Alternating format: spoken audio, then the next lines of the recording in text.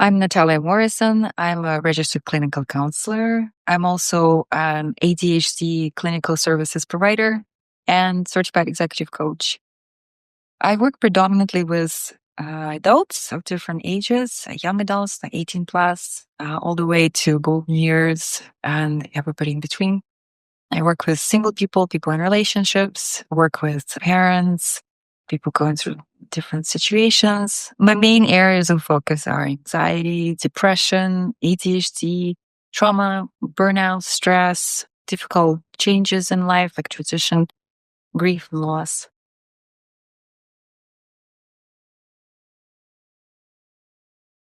I use an integrative approach. It means that I draw from different modalities depending on who is in front of me and what kind of situation or request they come with to counseling. But my main areas of focus is Gestalt therapy.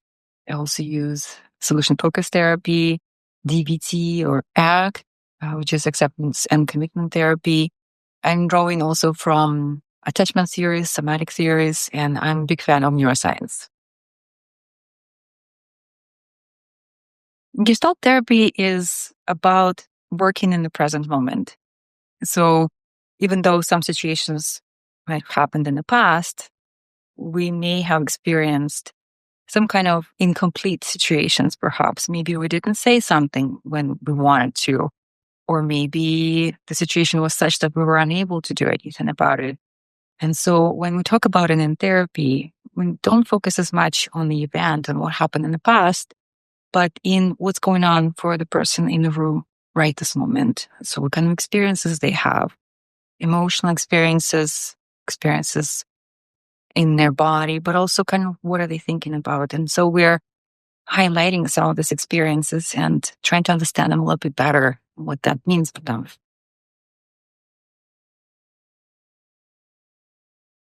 Acceptance and commitment therapy, there are two main emphases, I would say. So the first one is actually on accepting reality as it is, rather than resisting it or rather trying to change it. We're looking for the ways how we can actually live with it, accept it. And then the other one is commitment. That's nevertheless, even realities like this, what is it that we can do in order to create change? So a lot of work is centered around values. We tend to have more life satisfaction if we live our life in accordance with our values. Sometimes we realize what those values are, sometimes we don't. And when we have some kind of disconnect from those values, that's where we usually have a lower quality of our life. And so the goal of the therapy in this case would be, first of all, to understand what those values are, and then to understand what actions may be taken that can bring us closer to those values, living those values, and actually committing to some actions to make those changes. Neuroscience I think it's fascinating, especially in the last decade or so, when there's so much technology that allows us now to understand what exactly goes on in our brain. I think in many cases, when we understand why, then it's easier to get our buy-in into committing to some actions. So neuroscience gives us some more information, more clues, why we feel a certain way, not the other.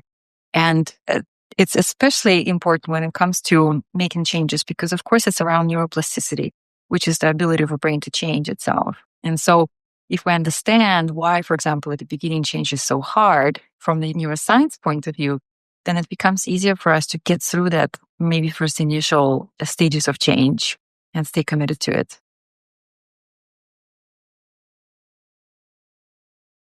Coaching is really a neat approach because it's different from many other therapeutic modalities in the sense that it doesn't focus on the past at all. It actually tries to understand where the person is now and where the person wants to be.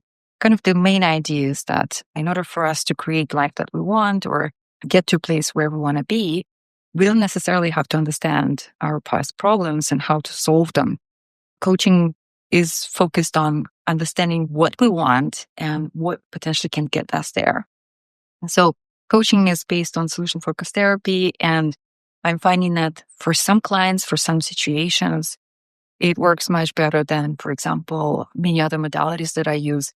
But solution-focused therapy has such cool tools that it's often interesting how applying them in therapy sessions here and there just a little bit can actually move a person from that point of being stuck.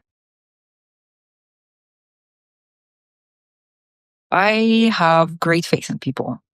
I think that people in general have a great capacity and potential for change and for making their life better. What I'm seeing often is that either due to circumstances, either due to past experiences that they've gone through, something gets in the way of them to maybe live lives that they want.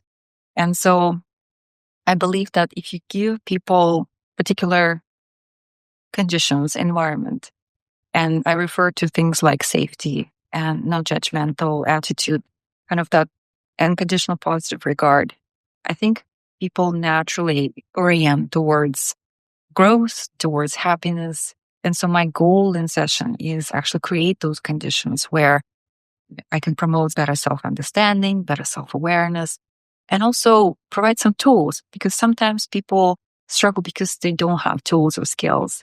And in sessions, it could be a combination of just self-exploration, but also learning some skills and tools and collaborating on some strategies. My interest in psychology started really early on. I think it was around teenage years where big existential questions started popping up.